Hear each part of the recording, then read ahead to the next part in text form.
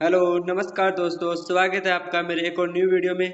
और आज हम बात करें ईएमआरएस वैकेंसी 2025। इसके लिए मोस्ट इम्पोर्टेंट जीके की क्लास है, जीके क्वेश्चन है, यानी मोस्ट इम्पोर्टेंट जीके क्लास लेके आए हैं। इसमें मोस्ट इम्पोर्टेंट जीके के क्वेश्चन रहने वाले हैं। तो देखिए 20 दिन गेम चेंजर क्लासेस चलने वाली है। आज डे 4 है, क्लास 4 है हमारी।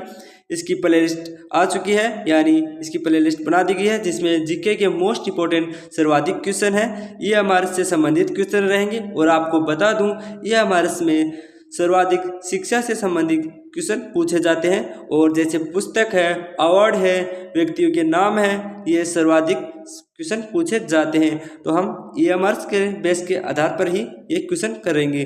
चलिए देखते हैं।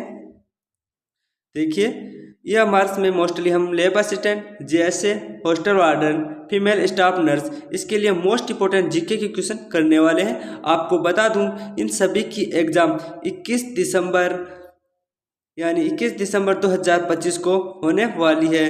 तो देखिए मोस्ट इंपोर्टेंट जीके के क्वेश्चन करते हैं। चलिए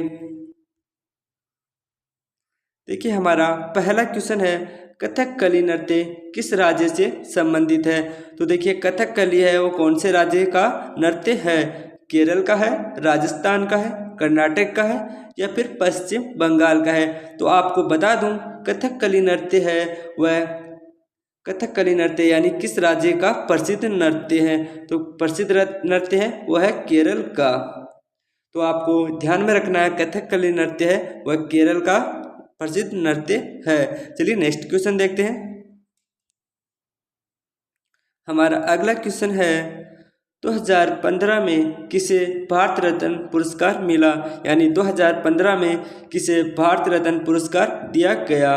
तो हमारे ऑप्शन है गुलजारी लाल नंदा, मोरारजी देसाई, राजीव गांधी, या फिर अटल बिहारी वाजपेयी। तो देखिए इसका राइट आंसर क्या है। 2015 में भारत रत्न पुरस्कार किसे दिया गया। तो इसका राइट आंसर क्या होगा।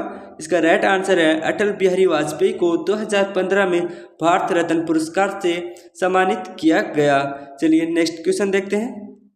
देखिए अवार्ड से संबंधित एक क्वेश्चन जरूर आएगा और पुस्तक से संबंधित भी क्वेश्चन आएगा। तो हमारा पहला देखिए तीसरा क्वेश्चन है, अकबरनामा पुस्तक किसने लिखी।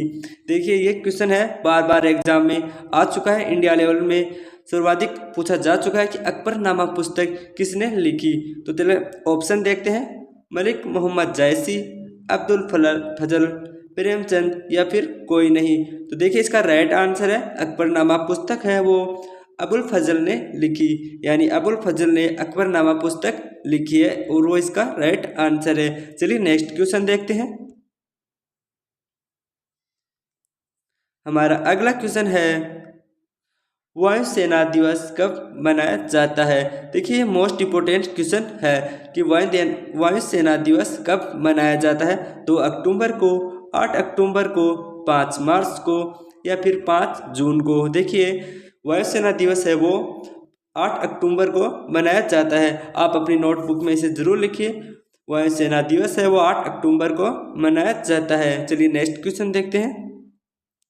हमारा अगला क्वेश्चन है, भारत का सर्वोच्च नागरिक सम्मान क्या है, यानी भारत का सर्वाधिक प्रिय यानी सर्वाधिक सर्वोच्च नागरिक सम्मान क्या है।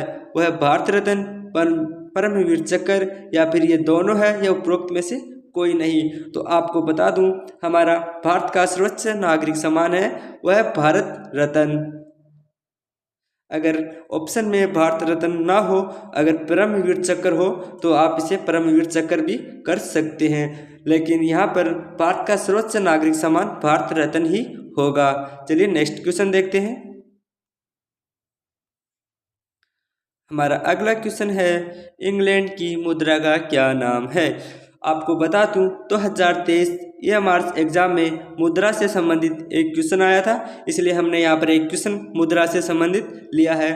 इंग्लैंड की मुद्रा क्या है। पीसो है, यूरो है, पाउंड है, या फिर युआन है। तो आपको बता दूं, इंग्लैंड की मुद्रा का नाम पाउंड है। आप इसे जरूर याद रख लेना कि इंग्लैंड की मुद्रा का नाम पाउंड है। चलिए नेक्स्ट क्वेश्चन देखते हैं।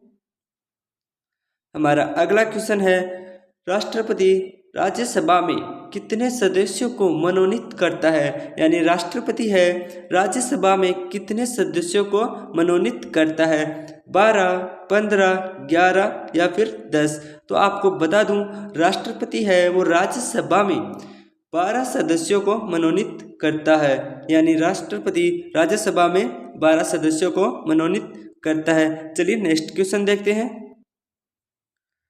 हमारा अगला क्वेश्चन है मानव शरीर का सबसे कठोर पदार्थ क्या है, यानी मानव शरीर का सबसे कठोर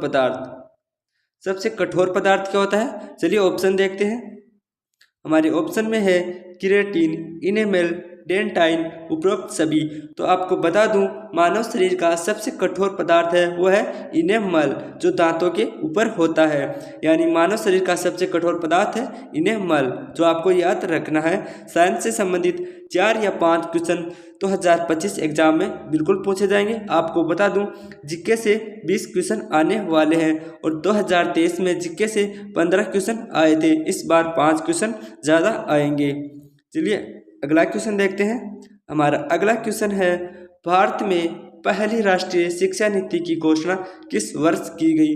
देखिए एक बात और नोट कर लेना कि ये हमारे में जीके में सर्वाधिक एजुकेशन से क्वेश्चन आते हैं, यानी एजुकेशन से संबंधित ये हमारे में सर्वाधिक क्वेश्चन पूछे जाते हैं। तो आप ये अपनी नोटबुक में जरूर लिख लेना कि भारत में राष्ट्रीय शिक्षा नीति की घोषणा किस वर्ष की गई, 1980, 1970, 1971 या फिर 1968। तो आपको बता दूं भारत में पहली राष्ट्रीय शिक्षा नीति है वो 1968 में लागू की गई, यानी एजुकेशन से संबंधित हमारा ये क्वेश्चन राइट है कि 1968 में पहली भारतीय राष्ट्रीय शिक्षा नीति की घोषणा की गई।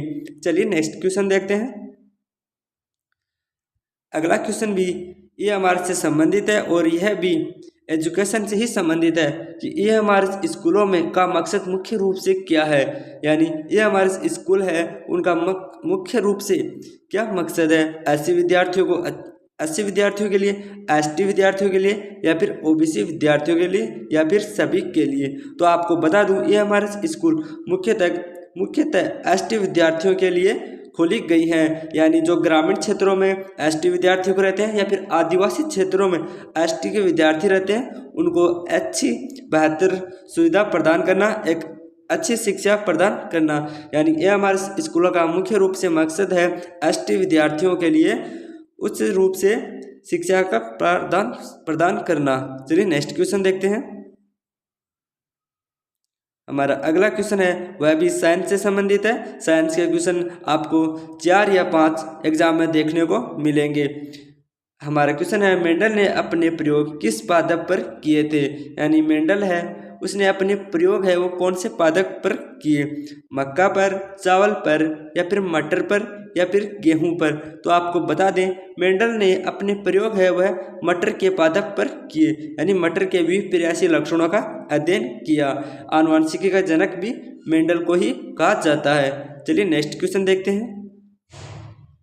हमारा अगला क्वेश्चन है नील नदी कौन से देश में प्रवाहित है, यानी कौन से देश में है नील नदी, मिस्र में, अमेरिका में, भारत में या फिर जापान में। तो आपको बता दें नील नदी है वह मिस्र देश में है। यह क्वेश्चन एग्जाम में बहुत बार पूछा जा चुका है कि नील नदी कौन से देश में है। इंडिया लेवल एग्जाम में नील नदी से सर्वाधिक क्वेश्चन पूछे जा चुके हैं। चलिए नेक्स्ट क्वेश्चन देखते हैं।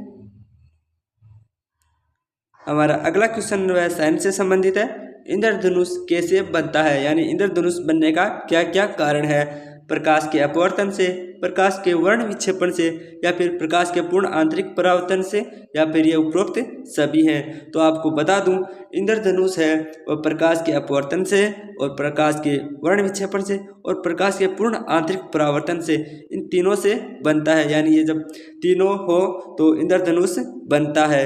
चलिए नेक्स्ट क्वेश्चन देखते हैं। हमारा अगला क्वेश्चन है विद्युत धारा का एसआई मात्रक क्या है, यानी यहाँ पर है विद्युत धारा का एसआई मात्रक पूछा गया है। जूल है, न्यूटन है, डायन है, एम्पियर है। तो आपको बता दें विद्युत धारा का एसआई मात्रक एम्पियर है। चलिए नेक्स्ट देखते हैं। हमारा अगला क्वेश्चन है वह भी EMR से ही संबंधित है, यानी एजुकेशन से संबंधित है। EMRS स्कीम मुख्य रूप से किसके द्वारा लागू की गई है, यानी जो EMRS स्कीम है, जो योजना है, वह मुख्य रूप से किसके द्वारा लागू की गई है? HRD मंत्रालय, शिक्षा मंत्रालय, या फिर जनजातीय मामलों का मंत्रालय, या फिर नीति आयोग। तो आपको बता दें EMRS यानी EMRS स्कीम है वो जनजातीय मामलों का मंत्रालय से लागू की गई है, यानी जनजातीय मामलों का मंत्रालय EMRS स्कीम को लाया था। तो आज हमारे यहाँ पर मोस्टली 15 क्वेश्चन, यानी 15 क्वेश्चन जीके के मोस्ट कंप्लीट हो चुके हैं। अगली क्लास बहुत ही बेहतरीन लेके आएंगे, यानी उसमें सर्वाधिक शिक्षा से संबंधित क्वेश्चन आएंगे। धन्यवाद।